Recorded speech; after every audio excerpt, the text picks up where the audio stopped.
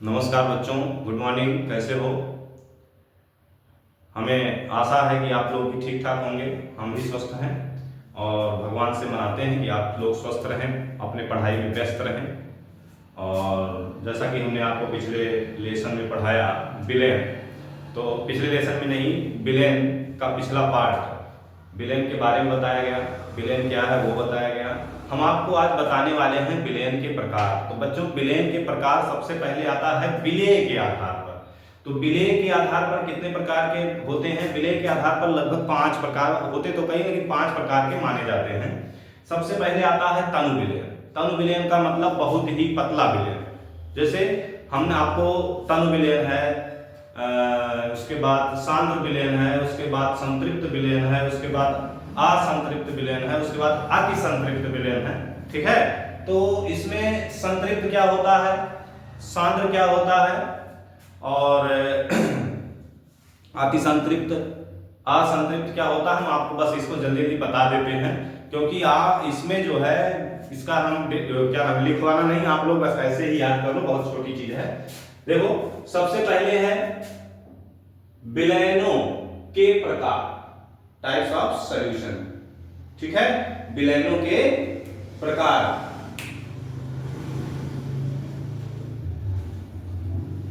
विलयनों के प्रकार सबसे पहले उसमें हमने दिया है हेडिंग विलेय की मात्रा के आधार पर। सबसे पहले दिया है विलेय की मात्रा के आधार पर। तो उसमें सबसे पहले क्या है, इसमें सबसे पहले है तनु विलेन। तनु विलेन का मतलब बहुत ही पतला विलेन, जिसमें मतलब हल्का फीका। जैसे हम कोई चीनी में पानी में चीनी घोले तो फीका लगे, मीठा कम लगे या ना लगे, बहुत कम मात्रा, तो वो कैसा विलेन होता है?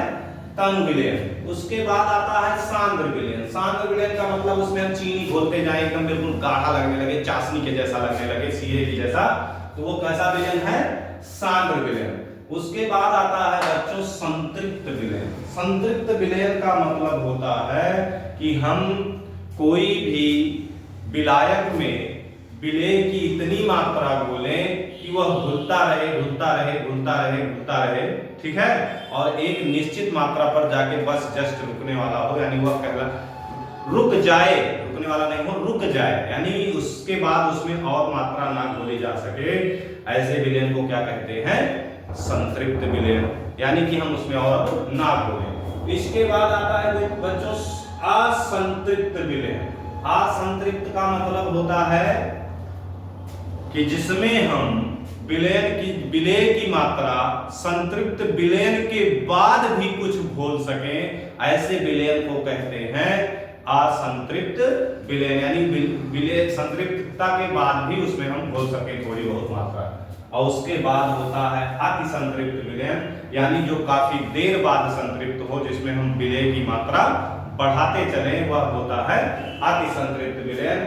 उसके बाद आता है बच्चों, हमने आपको बताया विलेय की मात्रा के आधार पर नंबर 1 बताया। नंबर 2 है विलायक की भौतिक अवस्था के आधार पर। क्या है? विलायक की भौतिक अवस्था के आधार पर। तो विलायक की भौतिक अवस्था के आधार पर बच्चों क्या होता है? विलायक की भौतिक अवस्था, यानी कि ठोस, द्रव, गैस। द्रव्य की 3 अवस्थाएं होती है ना, 3, कौन कौन सी? ठोस, द्रव, गैस। वैसे तो द्रव्य की कई अवस्थाएं हैं, 5 अवस्थाएं तो आप लोगों को ऑलरेडी बताया जाता है, लेकिन हमें यहाँ क्या बताना है? सिर्फ 3। कौन कौन से हैं? पहला है विलयनों के प्रकार, किसकी आधार पर? विलायक की भौतिक अवस्था के आधार पर। तो पहला है गैसीय विलयन, यानी गैसीय विलयन यानी गैसों का विलयन कैसा होता है। तो गैसों का विलयन हमने लिया विलायक और विलेय और उसका उदाहरण। ठीक है, ये चार्ट आप लोग जरूर तैयार करना।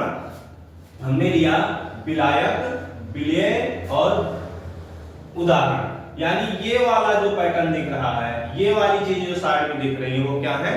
विलेय है। ये वाली विलायक। अर्थात अगर गैस विलायक है, क्या है? गैस विलायक है और विलेय भी गैस है, तो ऐसे विलयन को क्या कहेंगे?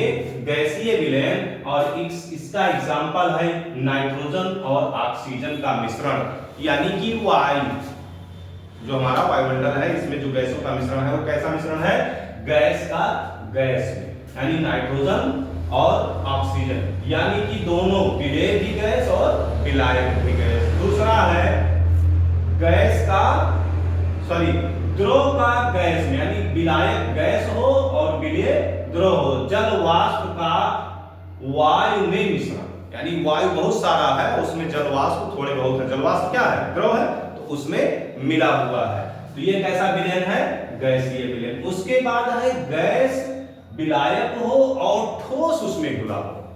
अब तक तो हमने क्या किया कि द्रव में ठोस घोल दिया, लेकिन यहां उल्टा है, गैस विलायक है और ठोस विलेय है, उसमें घुला हुआ है। तो कोई घबराने वाली बात नहीं है बच्चों। उसमें क्या है? धुआं देखते हैं, धुआं कार्बन का वो होता है, कार्बन डाइऑक्साइड होता है, कार्बन के कण भी होते हैं। देखते हैं कि अगर हम कोई चीज कहीं जला रहे हो, ऐसे मान लो ये बोर्ड है, यहाँ हम मान लो अपना किचन बना लिए, यहाँ चूल्हा लगा दिए, और चूल्हे पे जो हम चीजें बनाते हैं तो क्या होता है? काला काला यहाँ जमता है, इस पे काला काला जमते जाता है। या फिर हम जिस अगर चूल्हे पे लकड़ी से खाना बना रहे हैं तो जिस पात्र में बनाते हैं उस पे काला काला जमता है, तो काला काला क्या होता है? कार्बन होता है। कार्बन क्या है? ठोस है। तो यहाँ पे गैस क्या है? विलायक है, और ठोस विलेय है, जैसे धुआं या धूल के कण। किसमें? वायु में। धुआं या धूल के कण कहाँ मिले हुए हैं? वायु में। ठीक, जब हम बाइक वगैरह चलाते हैं, धूल के कण हमारे आंखों में आते हैं ना, तो इसका मतलब वायु में मिले पड़े हैं। तो इसका मतलब क्या हुआ? गैस में किसका विलेय है? कौन सा विलेय है गैस में मिला हुआ? धूल के कण, धुआं इत्यादि। अब इसके बाद आता है बच्चों द्रव विलयन। क्या है? द्रव विलयन। पहले हमने गैस, फिर द्रव, फिर ठोस, तीनों का सारणी बनाया हुआ है शार्ट में। तो द्रव विलयन, द्रव विलयन क्या है कि द्रव इस समय विलायक के रूप में लिया जाएगा। द्रव द्रव द्रव, देखो द्रव में गैस मिला हुआ है, द्रव में द्रव मिला हुआ है, द्रव में ठोस मिला हुआ है। तो सबसे पहले द्रव विलायक हो और गैस विलेय हो, यानी द्रव में गैस मिलाया गया हो। जैसे जल में घुली O2 गैस, जल में क्या होता है? ऑक्सीजन घुली होती है। और दूसरा जो हम सोडा वाटर पीते हैं, जब आप उसका ढक्कन खोलते हो तो आवाज आती है ना, लोग मजा लेते हैं ऐसे ऐसे करके। तो क्या होता है? उसमें क्या होता है? कार्बन डाइऑक्साइड गैस का मिश्रण होता है। यानी हमने दिया है एग्जांपल यहाँ पे, जल में घुली ऑक्सीजन गैस और सोडा वाटर। सोडा वाटर पिए हो ना? सोडा वाटर पीना और कुछ मत पीना। इसके बाद आता है द्रव। द्रव क्या है? द्रव विलायक हो और द्रव विलेय हो। एल्कोहल तथा जल का विलयन। ये कौन सा विलयन है? ये जल एल्कोहल होली चल रही है ना? तो एल्कोहल और द्रव का विलयन बहुत तेजी से इस समय चल रहा है। ठीक है, लगभग 80% इसका यूज कर रहे हैं। ठीक, उसके बाद आप लोग मत करना। इसके बाद है द्रव विलायक है और ठोस विलेय है। ये क्या है? ये तो नॉर्मल चीज है। पानी, जल क्या है? विलायक हो, और उसमें चीनी घोल दो, चीनी ठोस है। उसमें नमक घोल दो, नमक ठोस है ना? तो वो चीजें हो गई। उसके बाद है ठोस विलेय। ये वाला थोड़ा सा आपको लगेगा ना ये क्या चीज है? तो ठोस में ठोस विलायक हो, उसमें गैस मिल रहा हो। तो पीडी यानी पैलेडियम द्वारा H2 गैस का अधिशोषण, पैलेडियम होता है वो H2 गैस का अधिशोषण करता है, या टाइटेनियम होता है किसका अधिशोषण करता है? N2 गैस का। ठीक है, उसके बाद है ठोस विलायक, द्रव विलेय। पारा का सोडियम के साथ अमलगम और बेंजीन ठोस आयोडीन में मिला हुआ होता है। ये इसका एग्जांपल है बच्चों। इसके बाद आता है ठोस का ठोस में। अब एक चीज बताओ, ठोस का ठोस में कैसे मिलाते हैं? तो ठोस का ठोस में मिलाया जाता है एक निश्चित मात्रा में, वह भी विलयन होता है। आपके घर पे पूजा पाठ होते होंगे। अगर आज के समय में तो लोग नॉर्मल, पहले के हमारे पूर्वज हुआ करते थे, क्या करते थे? पीतल के बर्तन में खाना खाते थे, तांबे के बर्तन में पानी पीते थे। आज के समय में हम इतने आर्टिफिशियल हो गए हैं, इतना दिखावापूर्ण हो गए हैं कि हमको क्या चाहिए? स्टील चाहिए, स्टील चाहिए, स्टील चाहिए। लेकिन होता क्या है? हमारे कुछ बर्तन अगर हैं पूजा पाठ वाले घर में, तो वो होता है तांबे और जिंक का मिश्रण। तांबे और जिंक का मिश्रण क्या होता है? पीतल होता है। ठीक है, तांबे, जिंक और टिन का मिश्रण जो होता है वो कांसा होता है। तो ये सारी धातुएं क्या, सभी मिश्रित धातुएं हमने लिखा है, अर्थात सभी मिश्र धातुएं क्या होती हैं, ठोस में ठोस का विलयन होती हैं। तो बच्चों ये तो हो गया हमारे पास विलयनों के प्रकार, किसके आधार पर, विलय के आधार पर, दूसरा विलायक की भौतिक अवस्था के आधार पर। अब इसके बाद हम आपको बताते हैं अगला पार्ट, विलयनों का सांद्रण, है ना, कैसे किया जाता है, किस विधि से कौन कौन से विलयनों के सांद्रण में होते हैं, तो उसको हम अगले पार्ट में देते हैं।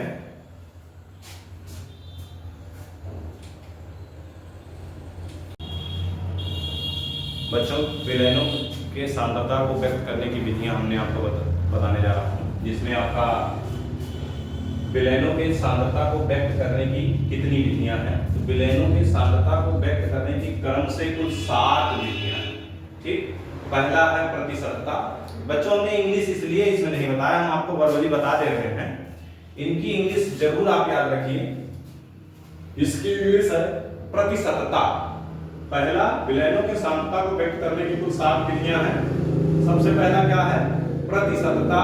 दूसरा क्या है, प्रतिशतता की इंग्लिश होती है बच्चों परसेंटेज, ग्राम पर लीटर, ये तो ऑलरेडी इंग्लिश है, ये है शॉर्ट में जीपीएल लिखा जाता है। इसके बाद है नॉर्मलता, नॉर्मलिटी। इसके बाद मोलरता, मोलरिटी, मोललता, मोलिटी, फॉर्मलता, फॉर्मेलिटी, और मोल प्रभास, मोल फ्रैक्शन, ठीक है, या मोल अंश। तो सबसे पहले बच्चों प्रतिशतता आपको पता ही है कि 100 में से कितने परसेंट निकालना है, कैसे निकालना है, हम आसानी से कर सकते हैं। दूसरा ग्राम पर लीटर, कि 1 लीटर में कितने ग्राम घुले हुए हैं, हमें वो चीजें बतानी होती है। इसको ये हम शॉर्ट में आपको बता के छोड़ रहे हैं। इंपॉर्टेंट क्या है, 3 नंबर से 7 नंबर, इसमें फॉर्मेलिटी भी बहुत ज्यादा नहीं, लेकिन ये 3 नंबर से 7 नंबर तक के जो हेडिंग्स हैं ये इंपॉर्टेंट हैं। तो सबसे पहले हम आते हैं 3 नंबर पे पहुंचते हैं। किस पे, 3 नंबर। क्या है, 3 नंबर।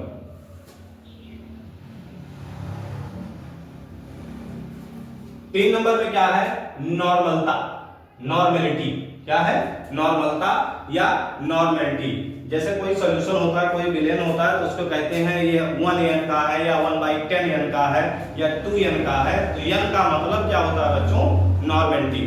तो नॉर्मेलिटी को हम लिखते हैं, यानी इसकी हम परिभाषा लिखें या हम ऐसे कहें याद कर लें, तो हम याद कर सकते हैं कि किसी विलयन के 1 लीटर, किसी विलयन, कोई 1 लीटर का विलयन हो, तो उसमें घुले विलय के ग्राम तुल्यांकों की संख्या को उस विलयन की क्या कहते हैं, नॉर्मेलिटी कहते हैं।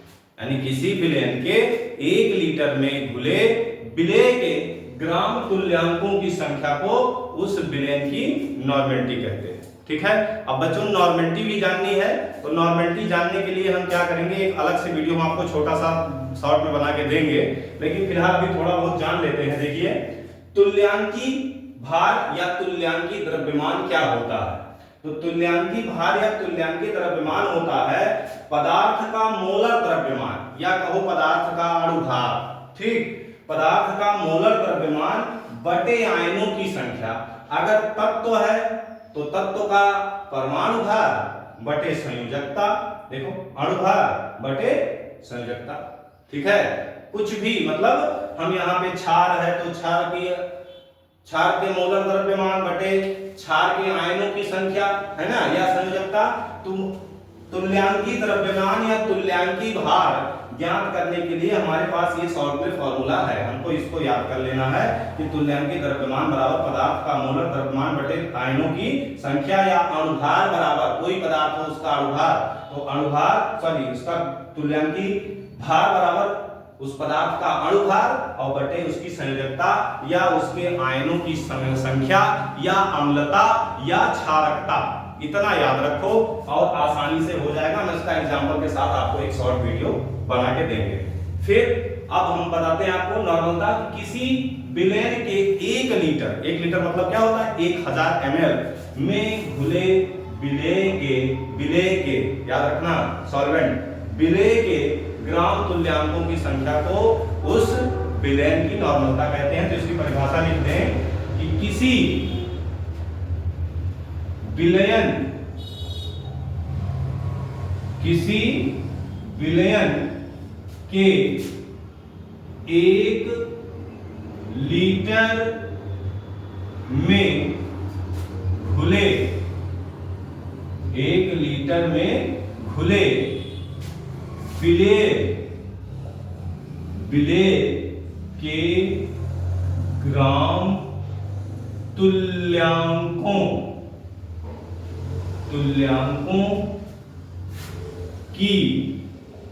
संख्या उस विलयन की नॉर्मलता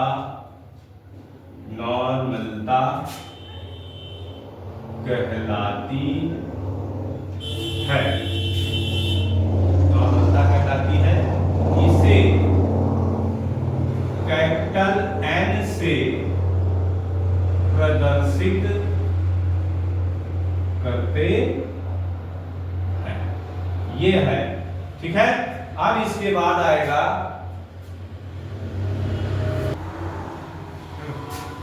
तो हमने आपको बताया कि इसे कैपिटल N से प्रदर्शित करते हैं। अब विलयन की नॉर्मलता बराबर होता क्या? आपने लिखा कि किसी विलयन के 1 लीटर में घुले विलय के ग्राम तुल्यांकों की संख्या को उस विलयन की नॉर्मलता कहते हैं। तो वही विलय के ग्राम तुल्यांकों की संख्या, विलयन की नॉर्मलता बराबर विलय के ग्राम तुल्यांकों की संख्या और बटे विलयन का आयतन लीटर में। अब ग्राम तुल्यांकों की संख्या निकालेंगे कैसे? विलयन में विलेय पदार्थ का द्रव्यमान, विलयन में किसका द्रव्यमान? जो विलेय आपने मिलाया है, विलेय पदार्थ का द्रव्यमान बटे विलेय का तुल्यांकी द्रव्यमान और पूरे का बटा आयतन लीटर है। हमको इसको संकेत अक्षरों के रूप में लिखना है तो क्या लिखेंगे? N बराबर W/E। W क्या है? विलेय पदार्थ का द्रव्यमान और E क्या है? तुल्यांकी द्रव्यमान। ठीक है, तो क्या हो जाएगा? W/E और डिवाइड बाई V लीटर में। हमने क्या किया, इसको लीटर के बजाय मिलीलीटर में चेंज कर लिया और हमारे पास फॉर्मूला बन के आ गया N बराबर W/E into 1000 divide by V और वहां हमने लिख दिया उसको ml में। ठीक है, तो ये तो हो गया आपका नॉर्मलता। अब इसके बाद आएगा आपका मोलरता, मोलरिटी। ठीक है, तो आप इसको स्क्रीनशॉट ले लेना। एक 10 सेकंड के लिए हम छोड़ दे रहे हैं और उसके बाद जो है फिर हम आपको बताते हैं मोलरता। ठीक है,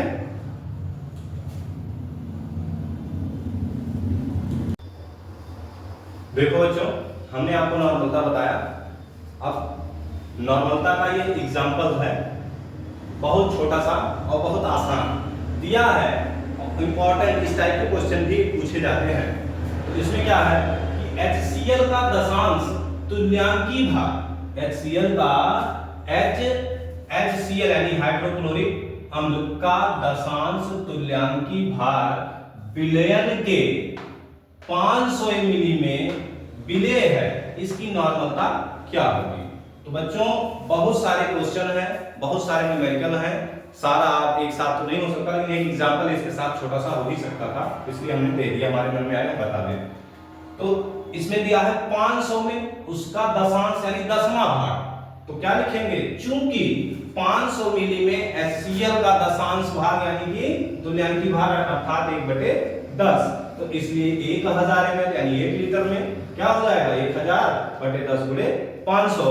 हमने इसको क्या किया? 1 2 3 कट गया, हमारे पास आ गया 1/5। अतः हम लिख सकते हैं अतः विलयन की नॉर्मलता बराबर 1/5 या N/5 है, या 0.2 नॉर्मल टी का विलयन है।